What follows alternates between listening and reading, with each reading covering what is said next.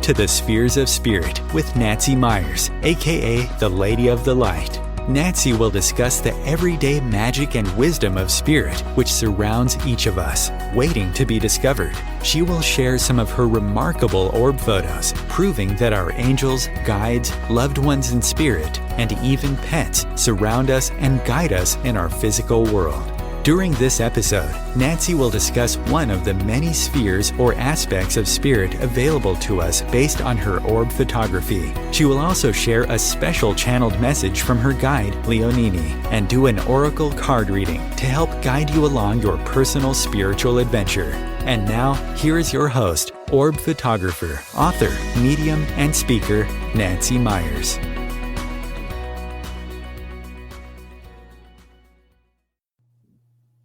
Hi, welcome to the Spheres of Spirit. Thank you for spending some time with us today.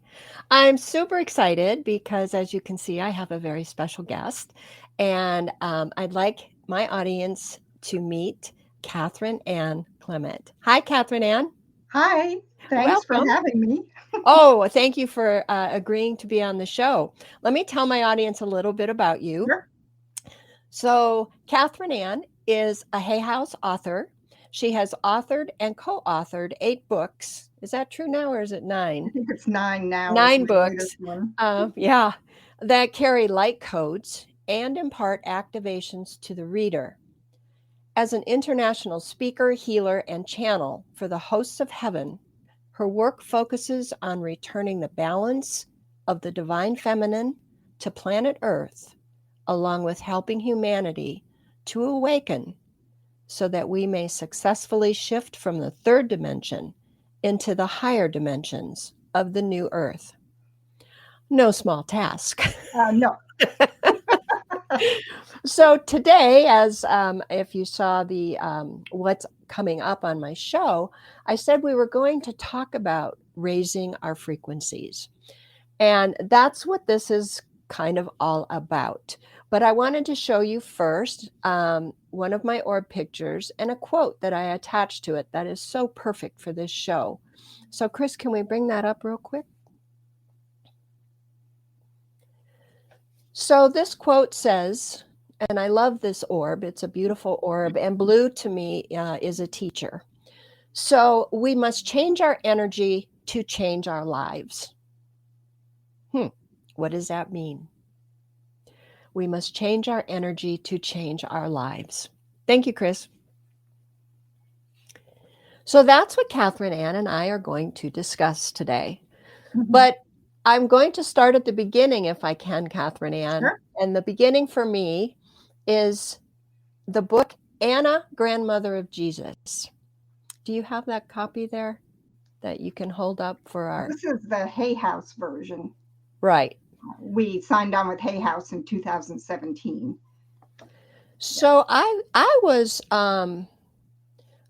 astounded to read that even before you signed up with Hay House, you sold over 50,000 books just by word of mouth.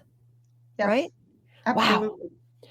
You know, that's what really got me interested in meeting Catherine Ann. Is this book fell in my lap. I read it. I was astounded. I'm going to read to you just this little synopsis. Mm-hmm. It says, told through the gentle and heartwarming voice of Anna herself, Anna, the grandmother of Jesus. Mm-hmm. This book offers insight into unknown places the Holy Family visited, people they knew, and intimate details of their daily struggle to complete the resurrection challenges.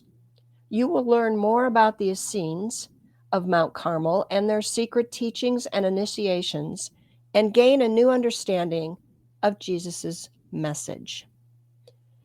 This was an incredible book, and I know that you read it. I mean, this book literally, you know, I said, it fills in so many gaps. Yes. So would you tell us how this book was written? Sure. Actually, Claire Heartsong channeled this first book. Mm-hmm. I didn't even know Claire yet when this was released. And it's in part of my autobiography, Raising My Frequency, that we'll talk about a little bit later. But I just had this series of events and breadcrumbs that led me to this book. And I was in an advanced DNA healing training course in Coeur d'Alene, Idaho in 2004. And I had been raised Catholic. I mean, I completely ditched Catholicism because it just didn't resonate with me. And I'm going, where is the devotion? Where is the energy in it? And I couldn't find it. So I wasn't interested after that in anything remotely Christian. So the universe had to work really hard to get me together with Claire Heartsong because I just wasn't at all. So I had heard about this book and I'm going, oh, it's just the usual Christian stuff. So I was at this advanced DNA healing and the head of the school stood up on the third day and said, I just read the best book I've read in eons called Anna, Grandmother of Jesus. And I thought, not exactly my subject matter, but Right. if she's passionate, I better go check it out. So I went and bought the copy, blew my socks off. Yeah, mine too. I mean, so different. And after I read it, the thing that stood out most was in her afterward, she talks about meeting the ascended master St. Germain in a physical body in the Grand Tetons. Well, I had what was an unfolding story. I didn't realize it at the time. I didn't know who he was until 2 years later, but I had an experience with this bum in Boston and who had turned out to be St. Germain in a physical body. And I had never come across anybody that I had heard of that had, met him also in a physical body. So my guides kept telling me to email Claire. And I'm like, I don't really put myself out to authors or celebrities, and they kept insisting. So finally I did. Got to follow those nudges, right? Yeah, but I didn't hear back. I'm going, who am I? I'm just some peon that went and bought the book, right? So about 6 or 8 months after I read the book, I sent her the email. I didn't get a response. And then I got a response saying she had a cancellation for a reading with Anna. I didn't even know she did private readings with Anna. So I had just, which is all part of the story in my autobiography. It was an amazing story. A reading with somebody that channeled St. Germain. I got all my questions answered. I thought, well, why do I need to have this? So I forgot about it. I didn't mean to ignore Claire and not respond. So 3 weeks after that, she called me up on the phone to confirm my reading for March 8th. I'm going, what reading? I wanted to know about, your St. Germain experience. She goes, oh yeah, I remember that now. And then we talked a little and she got really emotional. And she goes, I think Anna really wants to speak to you. And I'm like, really? Yeah. So I decided I better keep the reading. So that's good idea. Series of events, right? That about a year, a little more, was it a year or was it 2 years later? I get my timing mixed up. Eventually, within a pretty short period of time, it led to me going and moving to Springdale, Utah to be part of Claire's support team for bringing through the sequel. And then that all evolved into something different. Right. So let's go back to Anna, Grandmother of Jesus, and why it just knocked our socks off so much for my audience. This was a channeled book. So this Claire Heartsong is a channel, and Anna started coming through her and said, pretty much, you're going to write this book. But the revelations in the book, we had all been familiar with the Da Vinci Code, where they hinted at Jesus and Mary Magdalene being betrothed to each other, right? And carrying on the line. This book filled in those, or expanded upon that, beyond my wildest imagination.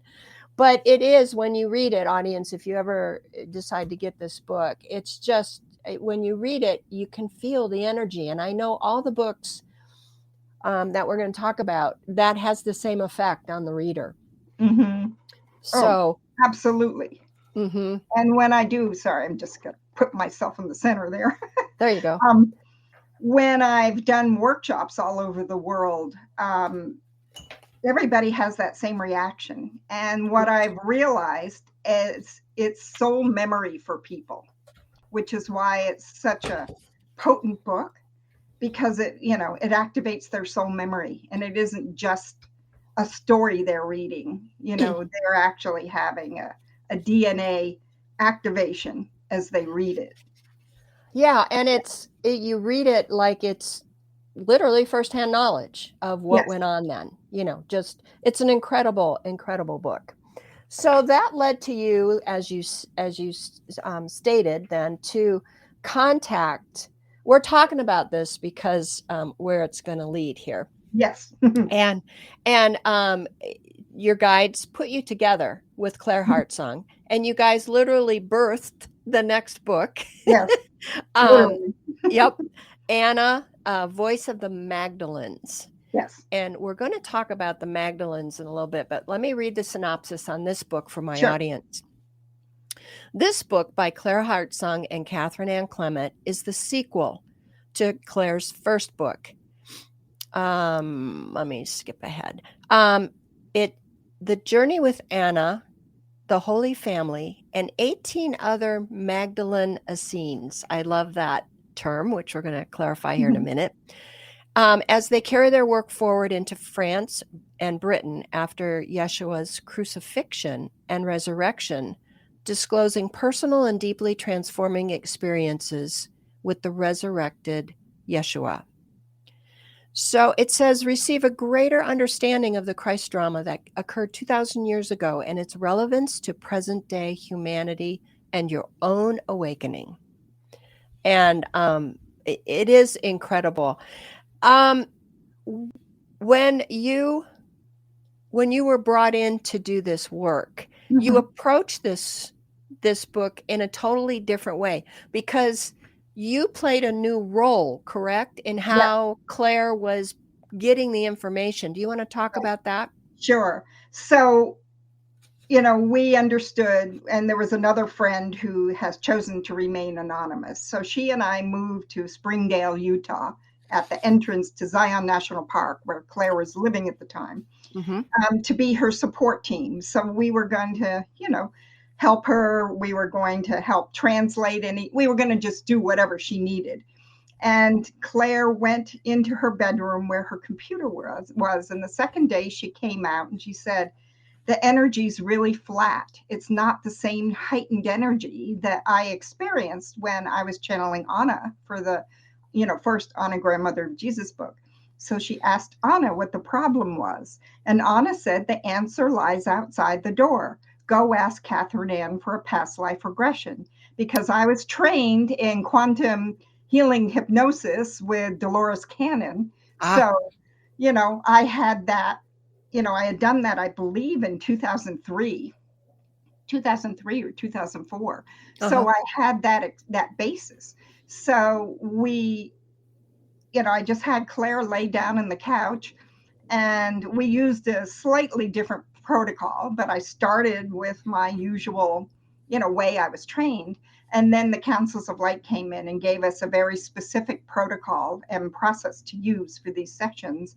So Claire goes, oh my God, this is so much easier, because I just put the tape recorder on and I just led through. I asked the questions, whatever I was guided to ask, and these different characters came through.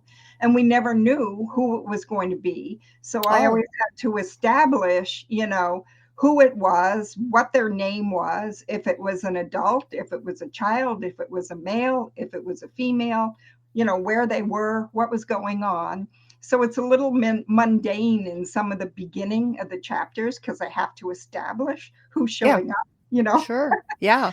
So that's how all of this very unusual and controversial information came through, was through these, perspectives of these 18 other characters besides Anna. It wasn't only from her first person voice like the first book was. 18. Wow. Yeah. So it filled in all kinds of interesting things and gaps about their life, their daily life, how it interacted with their spiritual journey and their spiritual training.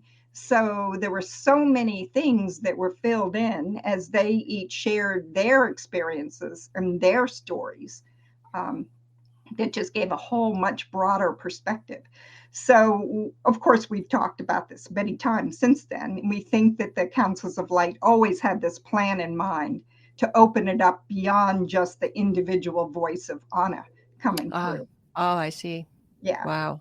And, to continue on with this synopsis of your second book here, it says the seeding of light is revealed.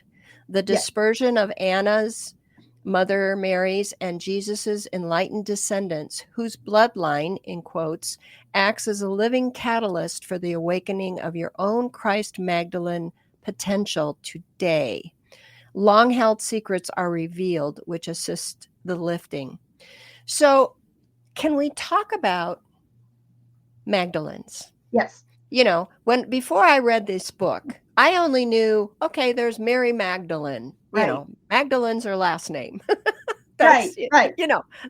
But what are Magdalenes? What did you learn doing this book? So in the beginning with Anna, we learned that Magdalene wasn't just an individual. It was actually like an order of consciousness, although that's even limiting, but it's hard to describe what they are. And Magdalenes carry a certain frequency, and both men and women are Magdalenes. It's not just women. So all of the Essenes in that day were all Magdalenes. And Anna said to us, the three of us, that summer in 2006 when we were working together, she turned to us and said, all of you, meaning the Magdalenes, not just the three of us, have been working on the inner planes for eons for the roles you're stepping into today. And then she said that what happened that we know as the Christ drama from 2000 years ago was only the dress rehearsal for us for today. And I'm going, holy crap. Yeah, holy crap. Yeah, like really. Wow. What does that mean? Yeah. So, and my understanding has broadened a lot. And they say, don't get hung up on the labels, that Magdalenes have existed since the beginning of the planet. And not only the beginning of the planet, but they are almost like a soul group. I mean, like an order of consciousness that anytime, and they've shown me that there's a planet or a system or a galaxy in an ascension process that's going from one frequency level or stage of consciousness to the next. The Magdalenes raise their hands and they go, I'll incarnate, Oh, okay. Because they act as the midwives of the shift of consciousness, because they carry this certain frequency. So they volunteer in all of these different systems to come forward and do that. And their mission is to seed the light. And they seed the light in the teachings, in the consciousness, in the aspects of nature. They seed it in the genetic lines. They seed it in the elements. So what does that mean, to seed the light? What does that means? To it's kind of like raising your frequency. It means to activate the light aspect, activate the higher frequencies in all of those things. So like to bump up the energy, to bump up the energy. Absolutely. Okay. Yeah. Okay. And, we talk about, I want to go back a little bit about frequency. Mm-hmm. And the whole thing that we hear is, even for mediums, if you're going to contact the other side, raise your frequency. Did they tell you why it's so important for us to concentrate on frequency?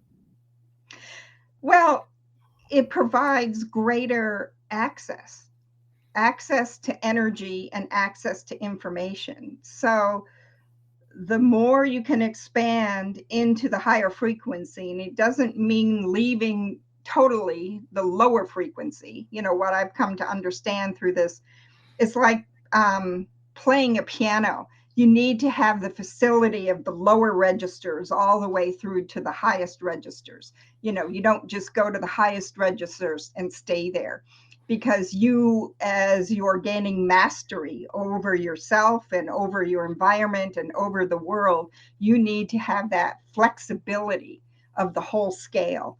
And partly, if you're going to interact with others and you're going to help be an inspiration for them raising their frequency, you have to be able to meet them where they are at whatever lower frequency level they're in, to help them, energetically and in an information way, understand, what they can do to begin to, look at themselves and do their own work and what that means. So you have to have that facility, if that makes sense. Yeah, it does. I often wonder how or why we came in. Did we come in at a higher frequency at one time and then we fell and now we have to rediscover, or is that part of our actual soul's growth? We come in lower and then we have to learn all this and strive for this, which grows our soul. Do you know what I'm saying? I do know what you're saying, but I think it's actually both. Is it? Yeah, because, many of us are already fully realized ascended beings. On the other side, our souls. Yeah. Right. And we come in and it's just part of the law of being in third dimension and of this density. The rules for being here is we completely forget who we are and where we came from. And that's that demonstration to self of mastery. How much are we willing to go within and do the inner work that we need to do, and, do the shadow work and, address whatever, rather than blaming someone outside of us or the situation outside of us, to take responsibility, because all of that has lessons or information or guidance for you. If you know how to, you're not afraid of it, and you are able to get that information, then it releases the lower frequency. And to me, it's like dissolving like grease on a something, or all of a sudden the light can come in, and lighter and brighter. Bringing in more light, all of a sudden it's going to fill the vacuum. So the higher frequency just naturally fills the vacuum that now you've made available, because you've released some of that denser material. Right. And we'll talk more about that, because that's, I think, about what your latest book is about. Yeah. But I want to go back just for a minute here, and we're going to break in 5 minutes. But when you did this second book with Claire, did you receive information that then you had to go around to the energy points of the earth and do something? How did that happen? That actually happened from a completely unexpected reading that I had with somebody that lives in Virgin, Utah, who I didn't even know existed 12 hours before. Wow. A friend of mine and I had been visiting a friend of ours who's actually my co-author of another book that I wrote. Angeline Hart is her pen name. But anyway, we were up on the Smith Mesa, up above Virgin, and my friend said, whatever happened to Merlin? There was a real guy named Merlin who owned property about 20 miles above her property. And Vicky said, oh, it was sold to a psychic. And I'm going, are they any good? And she goes, she's really good. So the next thing I knew, before breakfast the next morning, I got a call saying that Angelina was, or not Angelina, Mary Angela had cleared her schedule to be able to see us. So we ended up having these readings out of the blue. And this was the psychic that bought the property? This was the psychic that bought the property. And the original guy used to have a private pub on his property. So all the wayward Mormons would drive up the road to go drink where they couldn't be seen. That's funny. So what did this psychic tell you then about the energy lines, the grid lines? So I had the books. She goes, I've heard about these, but I haven't read them, the 2 Anna books. And then I said, I don't know what I'm supposed to do with these, because Claire had gone into retreat. The responsibility had kind of fallen in my lap. And then she basically gave me information. There was more personal information having to do with some of the things in my autobiography. But she said basically that there was a Christ grid that had been completed, which I knew about from the Ascended Masters in Angelic Realm around 2007. In that time frame. And she goes, that's only half of it. There's a corresponding, whole series of divine feminine grids or Magdalene grids within the planet itself that need to be reawakened and activated. And the two come together kind of like twin flame union points. And I kind of sense that it comes together, like interlocking the male and female as almost like an armature for the planet to help us ascend in this time period. Can you go into a little bit for my listeners? What is a Christ grid? Well, I'm sure most of your listeners have heard of ley lines, but ley lines are more like physical energy points or conduits. Mm-hmm. So what the Magdalenes showed me, they said you have to realize that form or density or a planet. She goes, if you were to take 1,000 levels and view it as 1,000 pieces of tracing paper, each level corresponds to a particular soul group, and that matter is layered light. So a grid isn't a physical thing. It's a series of layering that's connected to all kinds of consciousness and soul groups and energy. And it's bringing my senses, it's bringing it into an awakened state that then comes together in a harmonious interaction or flow. If that makes sense. That's how I do it. Are both the Christ grid and the Magdalene grid within the earth, or is one outside and around the earth? What is your understanding? My understanding when it was first given to me, the Christ grid was more around the earth and the Magdalene grid was more situated within the earth, but there's overlap for both of them. Okay. And I'm just intuitively being shown this. I mean, I have right. to prove it, Well, you can't, but I can tell you this real quick before we break for our little break here. But one time I was getting a reading from a medium and my son came in, Robbie, and everybody knows I do this work because my son crossed in 2010. But he told the medium, I always ask, what are you doing, Robbie? I always want to know what's going on the other side. And he said, I'm working on the grid. And I had never heard that before, but there was, even more things going on. So when we come back, I'm going to tell the audience how I got involved in one of Catherine Ann's wonderful tours and what happened there. And I have pictures to prove it. So we'll be right back. Okay. OMTimes TV.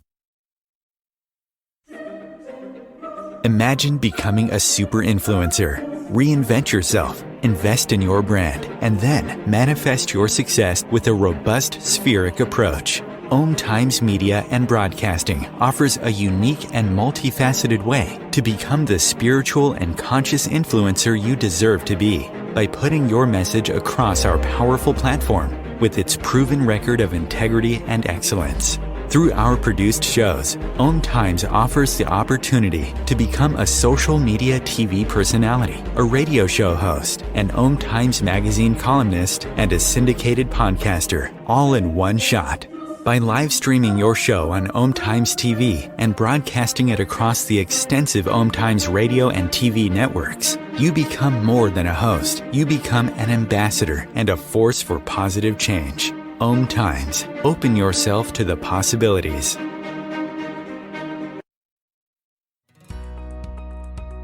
The story told in Entering the Light Fantastic, Discovering Life After Life Through Orbs, is about Nancy Meyer's spiritual and emotional rising from the devastating ashes of loss caused by the sudden and unexpected passing of her son Robbie. Just like the legend of the reborn phoenix, Nancy's life purpose and focus was transformed. With the help from her son in spirit, Nancy found herself providing proof through orbs that our souls do not die with our bodies. In her second book, Encircled by the Light Fantastic, A Deeper Journey into the Light with Orbs, Nancy continues chronicling her path of gaining spiritual knowledge and expanding acceptance of what is possible, while traveling to many sacred and ancient sites around the world. She shares these experiences with you along with her photographs of remarkable spirit encounters.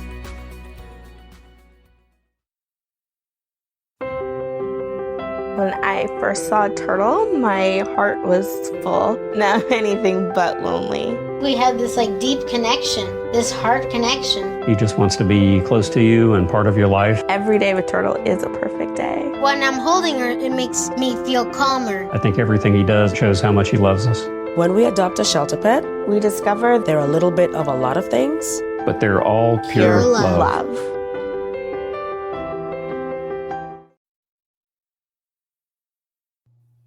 And welcome back. So, Catherine Ann, you were told somehow that you needed part of your work, your mission, was to reactivate Yes. what they called the Magdalene Grid. And you were actually given points, or Yes. You want to tell us how all that came about? Sure. It was in this particular reading, and I was initially given 12 points, but I knew that Australia needed to be in there. So I had a second reading about a week later, and she confirmed, yes, that there really were initially 13 points. And I was given basically all of the places except the first one. And the first one I was told was on the Greenwich Mean Line, but I didn't know where. I had to figure that out. But when I was visiting my friend in Utah, I kept getting these calls from this woman in France, and 6 calls. And I had, talked to her a couple times. And then I realized that she lived near Lourdes, France. She was about 45 minutes from Lourdes. And I researched it and found out Lourdes, France was the closest town other than Greenwich, England, to being right on the Greenwich Mean Line. And I went, oh my God, it's Lourdes, France. So that was that connection. I mean, Right. You couldn't have made a bigger dropping it in my lap than this woman calling me repeatedly, Right. right when I'm having this reading in that time period. That's So that was the amazing. beginning. Yeah. And then I was given all of these other places like Fortendall, Scotland, and another one in France, and Australia. I didn't make it to all of those. I only made it to 9 physical places, But anyway, they were all over. Ephesus, Turkey, So you worked on that for how many years? And you led tours to these also, right? Yes. Well, I was given a specific time frame that was only from 11/11/11, which was the very first one in Lourdes, France. And then I was supposed to have completed them by 12/12/2014. So that was only 3 years. And to do all these places internationally, when I had never led tours, I had barely been overseas. Wow. The book had just come out. I mean, it was totally new to me. And I knew I could say no. I mean, I was given this information, and for 3 weeks, I'm like a deer in the headlights, because this was the end of August of 2011. So it was August, September. Yeah, 3 months. It was only 2.5 months away. And I thought, okay, I really better get on this if I'm going to do it. So finally, I was paralyzed like a deer in the headlights. I had no money. I'm in debt. I'm like, how am I going to do this? So I just said to Anna and the Councils of Light, okay, I'm willing if you get me there. Well, I happened to have had a former roommate who was a senior flight attendant with American Airlines, and I was able to buy one of her 3 D3 passes to London for $550. Nice. So I was able to do that, and I thought, okay, I'll do it. I have no idea what I'm supposed to do, but I'll just show up. And I'm going, you guys, meaning the tell guys, me what to do show here. me what I'm supposed to do here, because I don't even know what a grid activation is. I didn't, not in my conscious mind. Yeah, and I know, and I read about it in your book. Everything kind of unfolded, and you got the routine down and how to do this. Yes. I do have a question though. Did you ever find out? Did they ever explain to you why the Mary Magdalene Grid had to be reactivated? How was it snuffed out, if you will? I think some of it was from a lot of warfare and stuff like that through the ages. But then I have a feeling that we as Magdalenes deliberately put them to sleep in a way that energy is almost like having your Protecting nervous it. system in your body, Mm-hmm. that we put it asleep to protect it until this time where Okay. it couldn't be damaged beyond, possibility of coming back. It's kind of like an artery or vein that's going to carry energy in a certain way. And if you destroy it beyond a certain point, you've destroyed the mechanism. So that's my kind of intuitive hit about it. Okay. We I just deliberately always did that. Yeah. Okay. So so you started these tours to go to all these places, and as luck would have it, I belong to this group. We call it the Goddess Group. And one night, Catherine Ann was the guest speaker, and she came to the workshop and did a wonderful presentation. But she told us she was leading a tour to Scotland. And so, I went, I'm going with this woman. I want to experience this. Right. So we did. And it was a wonderful tour. And I'm going to refresh Catherine Ann's memory here a little bit. We did go to Fordingal. You mentioned that. And that was magical. In fact, I have pictures of that and experiences about that in my book. But what we did was we got to go to Rosslyn Chapel. And again, this is right about, the Da Vinci Code stuff, and Rosslyn Chapel was prominent in that book. And early on in my orb photography. So you said, no, we need to go there. So we got to the chapel. And at that time, you pretty much had free reign. So you told us, I'm going to sit in the pew and meditate and see what it is exactly they want us to do. So as you were sitting there, I went to the back of the church. Of course, I can't sit still, and took a picture of everyone. So if we can bring up that next picture, Chris. Okay, so you are in the blue coat on the right. Wow. And do you see those orbs on each one of your ears? Yes. And then a huge orb next to it. Exactly. And I went, oh my gosh. And so I didn't want to disturb you. I let you finish. Well, you snapped out of that meditation and you said, I just got downloaded. I know exactly what to do. So I didn't even show you this picture until like the next day. I've never seen this before. Yeah. Wow. So you said we have to go on the outside of the church. And what I love about this, Catherine Ann, is the colors. Orb colors are very important. And one is white and one is purple. Purple are the ascended masters. Wow. And white is the angelic realm. They can be. So anyway, thank you, Chris, on that.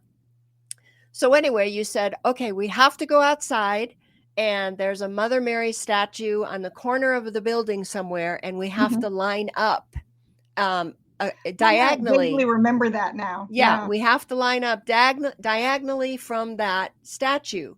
So we did, and we stood all in a single file, all facing the same way, and you were doing the activation. You were conducting the meditation. We were just supposed to stand there and act like, I don't know, maybe acupuncture needles or something. Yeah. But I literally could feel the earth move under my tennis shoes. It was like rolling. And I felt my arms going up. Now, this was really early on in my spiritual path. And I go, what is going on? Well, I opened my eyes because my arms were like floating up all by themselves. And everybody's arms were floating up all by themselves as they closed their eyes. So everybody felt, I mean, this is real. The energy was real. So when we finished, one of the gals that was in the group had just downloaded this new app, and it said it takes pictures of the aura, of people. Right. Well, she took a picture of where we stood. So can we bring that next photo up? Wow. This is exactly where we stood. Where there is no color is where we stood. And the color all around, you can see, was, orange. Orange is, fire, action, and then the purple in the back. And I went, oh my goodness. So we did something, Catherine Ann. We activated something. And then the next day, we were having breakfast and somebody had, thank you, Chris, for that. Somebody had a newspaper and we were reading, and there was a report of an earthquake not too far from where we had just done that. And so we all just kind of looked at each other and go, oh my gosh, did we do that? But, we something happened. I mean, to me, that's proof. Yeah, absolutely. Yeah. And that's part of what awakening the lines are all about. It's like bringing light to places that have held darkness for so long. And it's not the first time. Apparently, and I tried to research it and find it, but apparently there were a series of earthquakes in Uluru in Australia about 4 or 5 days after you left. After Uluru, and also there was snow for the first time in 112 years in Cairo, in Egypt. Wow. Yeah. So, these physical things happen and you kind of want to dismiss it. But I think they're things that shake up the old energy. Yeah. As it activates it, it's like shaking off all of that density. So we've been talking about raising the vibration of the earth. Mm-hmm. So let's talk about now your book. It's called your latest book, Raising My Frequency, A Spiritual Journey Awakening to the More of Life. Yeah. So tell us, I know it's a memoir about how you awakened to the more of life. How did you realize all these things that were happening to you were raising your frequency? It was a gradual understanding through all of these experiences that happened. And certainly a lot after I, started working with Anna and the Councils of Light and Claire, and, I began to understand it in a larger picture. And I have a YouTube video of a talk that I did last May about how the whole Christ drama was really about them coming in and setting the stage and seeding the light and starting to raise the frequencies so we could have the shift of consciousness and ascension process that's going on today. So it's really different than what we're taught in religion, about what the Christ drama was about. Right. And just a little aside on that, I have a feeling that what Jesus, Yeshua, is his Aramaic name, was doing wasn't dying for our sins or anything like that. He was demonstrating to us that you can raise your frequency. You can become more and more ethereal light body and still be connected to the earth plane. It doesn't mean you have to leave. So I think that's what he was demonstrating to us, because that's what's beginning to happen to us in this shift of consciousness now. So he was showing us, he was like the model for that. That's so interesting, because we're hearing now more and more about, the shift going up to 4D, 5D, and I read, I'm fascinated with Atlantis. And I read in a book one time, and I believe it was Edgar Cayce was talking about Atlantis. But he said that the Atlantis beings were ethereal. Mm-hmm. They weren't fully physical, but yet they were still existing on the earth plane. And that, of course, was the golden age, right? When we were all supposed to be awakened and enlightened. So hopefully we're heading back to that. So what else has raising your own personal frequency been like? Well, let's talk about the most difficult stuff I've ever been through and the most exalted stuff. It's like a roller coaster, Exactly. I tell, and we talk about this in our groups, everything happens for a reason, and we may not realize it when it's happening, and we may be very mad or very sad or struggling a long time. But you now, looking back, clearly see how one led to another, to another, to another.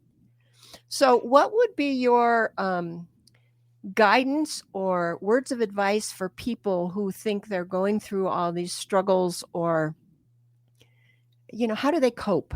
How do they sit in a positive frequency instead of getting drugged down? Right. Well, there's a certain amount of inner work or shadow work, and I do work with people as clients when they get really stuck to help them, because that all has information for us and shifts of consciousness and things that we learn from that experience.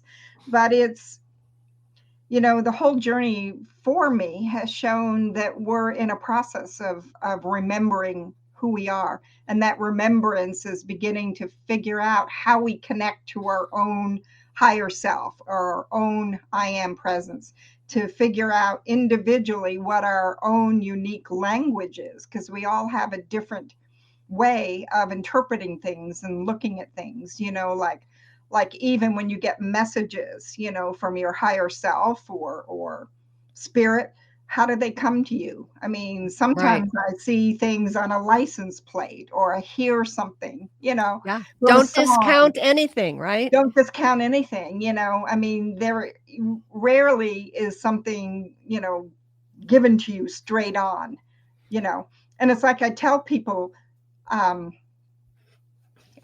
connection issue. Oh, no, you're okay. I'm okay. Okay. So, I tell people through all of this, it's not like I have a wide open, like downstream of downloads and energy. I feel like I have the barest thread, and that I'm in a soundproof room with the lights out and the shades down. And I just get the barest trickle of something, but I have to not dismiss it and just be willing to follow that and see where it leads, or if it opens up. And I'm sure you can relate to this because you've done the same kind of thing. Well, yeah, my son came in one time and he said, "Mom, follow the popcorn." Yeah. Yeah, that was his instructions to me. Follow the popcorn. We're running out of time, but before we go, I know that you do QHH. Is it QHHT work? Where you do the soul regression, right?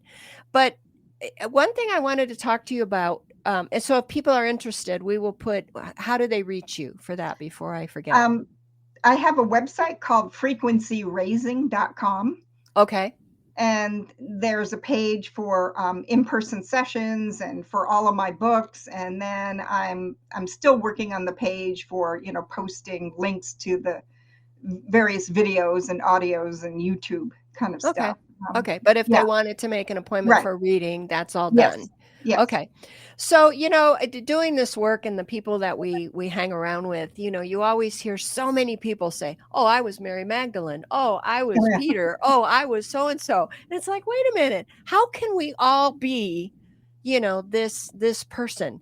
And reading your book, your latest book, which you were brutally honest, I give you kudos for being brave. You put everything out there.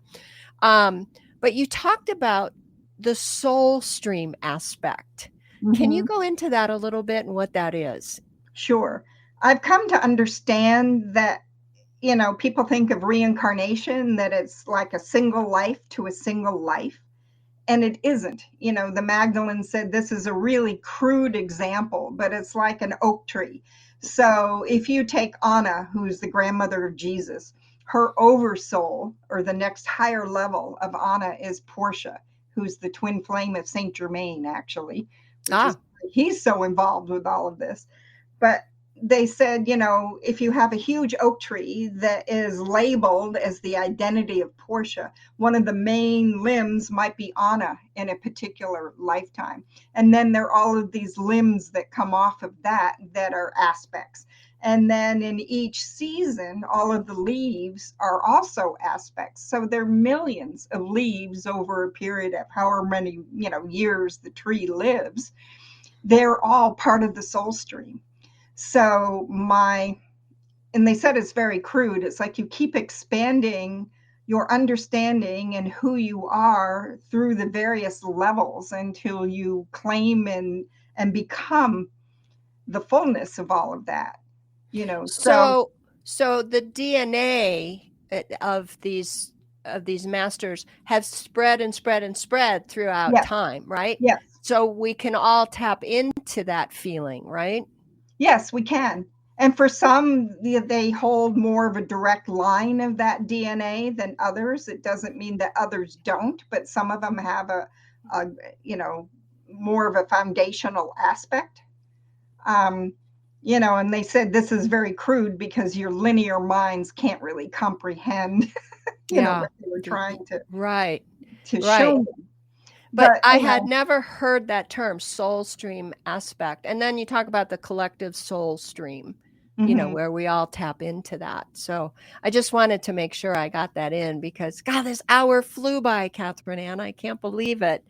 But I do want to thank you so much for taking the time. So once again, your website is?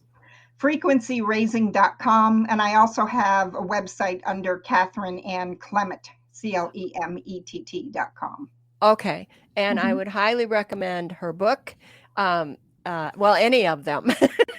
But yeah. Now you do the readings over Zoom, yes? Yes, I can. Okay. Good.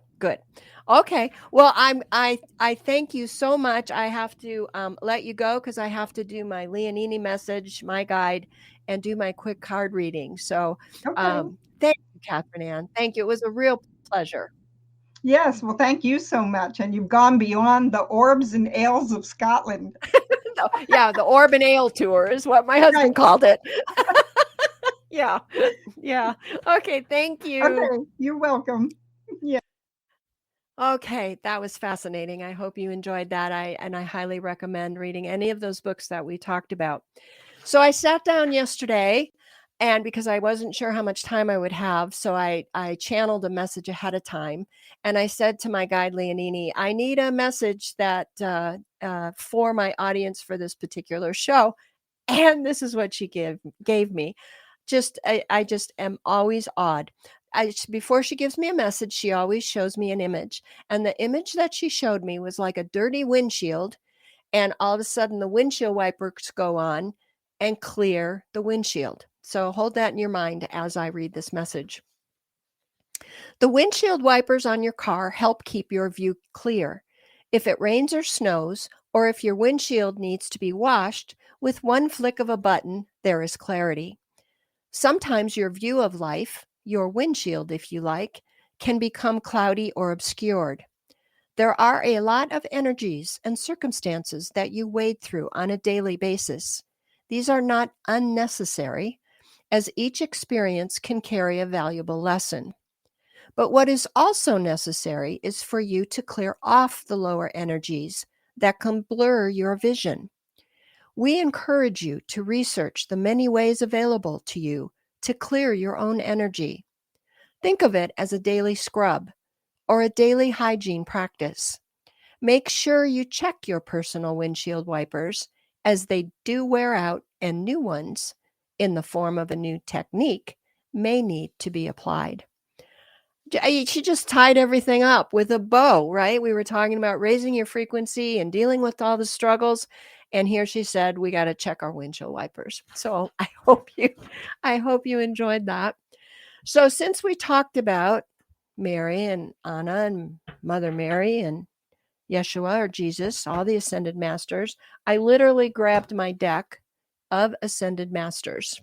So this is the deck that I'm going to read for you today. So give me a minute. I'm going to shuffle. And I don't know which Ascended Master I will get.